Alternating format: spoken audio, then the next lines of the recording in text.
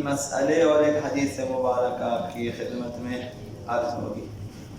مسئلہ یہ ہے بچوں کی حضانت اور سرپرستی کے سلسلے میں۔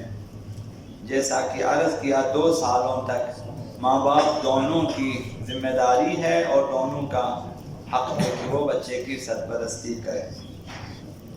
اگر بچے کا باپ مر جائے اور ماں زندہ ہو تو سرپرستی کا حق صرف ماں کو حاصل ہے، کسی اور کو مداخلت کرنے کی اجازت نہیں ہے جب تک بچے بالغ ہو جائیں۔ اس وقت تک حضانت اور سرپرستی کا حق ماں کو حاصل ہے۔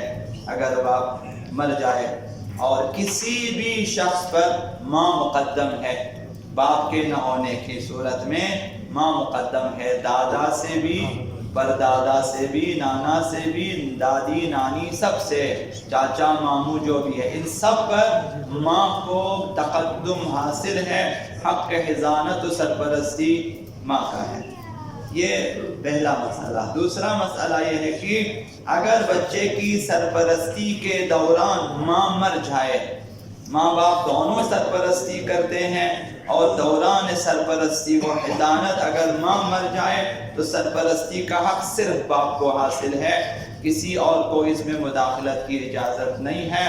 صرف یہ باپ کا حق ہے کہ وہی بچوں کی سرپرستی کرے۔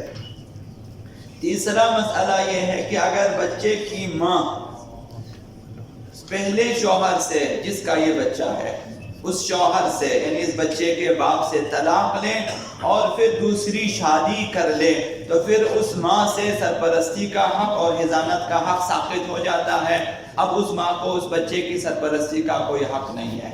شادی کرنے تک ماں رہ سکتی ہے، سرپرستی کر سکتی ہے، بھلے طلاق بھی لے، طلاق لینے کے بعد بھی اس کے لیے حضانت کا حق باقی ہے، لیکن شادی کرنے کے بعد، دوسری شادی کے بعد ماں کو بچوں کی سرپرستی کا حق حاصل نہیں ہے، صرف باپ کے پاس یہ حق رہے گا کہ باپ سرپرستی کرے۔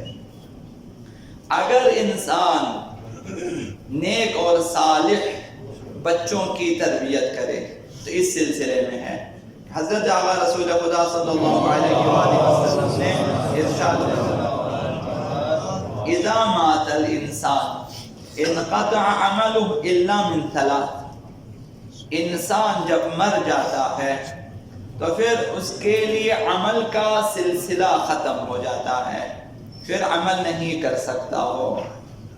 الا من 3 اعمال کی جزا اور ثواب انسان کو مرنے کے بعد بھی ملتا رہتا ہے۔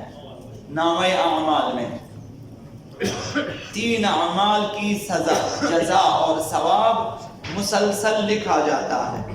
ان میں سے ایک یعنی یہ منقطع نہیں ہوتا، علم ينتفع به، کہ ایسا علم چھوڑ کر جائے کہ جس سے لوگ استفادہ کریں، کم سے کم مثلا معلم قرآن ہے کہ کئی بچوں کو قرآن سکھایا ہے، قراءت سکھاتی ہے، مثلا اسے قاری بنایا ہے، تو اب جب تک یہ بچے زندہ ہیں، جب تک انہوں نے آگے سکھایا ہے اور جب تک یہ سلسلہ ہے، وہ جو معلم اول ہے جس نے پہلے سکھایا اسے ثواب ملتا ہی جاتا ہے۔ اب جس قدر یہ بچے تلاوت کرتے رہیں گے استاد کے لیے ثواب ہے، یہ ثواب منقطع نہیں ہوتا۔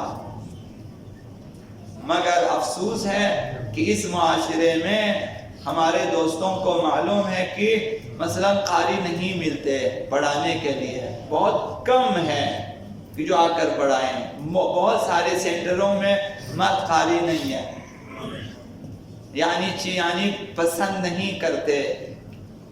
گورنمنٹ کی نوکری قبول ہے، اہل بیت کی نوکری قبول نہیں ہے۔ چوکیداری بھی کریں گے، باڈی گارڈ بھی بن جائیں گے، لیکن اہل بیت کی نوکری نہیں، قرآن کی نوکری نہیں کریں گے۔ شوق ہونا چاہیے، ایک ایسا سلسلہ تا قیامت آپ کے لیے اجر و ثواب ہے، اور آپ اس کی طرف توجہ نہیں دیتے ہیں۔ یا جو لوگ مثلا بعض قاریوں کے پاس ہم گئے ہیں، انہوں نے کہا کہ ہم نے نہ کلاس دینا ہے، نہ ہم نے درس دینا ہے، کچھ بھی، بس خود قاری ہے۔ تو ایک یہ اس کا ثواب کبھی بھی بند نہیں ہوگا۔ نمبر 2، او صدقۃ تجری لہو، ایسا صدقہ جس سے مسلسل لوگ نفع حاصل کرتے رہیں، صدقہ جاریہ جس کو کہتے ہیں۔ حتیٰ ایک درخت آپ لگا کر جائیں، اس کے سائے میں لوگ رہیں تا جب تک وہ درخت ہے۔ ایک پل بنا کر جائیں جب تک وہ پل ہے، جب تک لوگ گزرتے۔ ایک مسجد بنا کر جائیں جب تک مسجد کی ایک اینٹ باقی ہے، ثواب اسے ملتا رہتا۔ ایک امام بارگاہ بنا کے جائیں، ایک آقا امام زمان کے لیے مرکز بنا کر جائیں، ایک قرآن کے لیے سینٹر بنا کر، مثلا اسی طرح سے۔ تو کوئی بھی صدقہ جاریہ ہو، کنواں کھود کے جائیں، نہریں نکال کے جائیں مثلا، تو یہ صدقہ جاریہ اس کا سلسلہ نہیں رکے گا، ثواب کا سلسلہ۔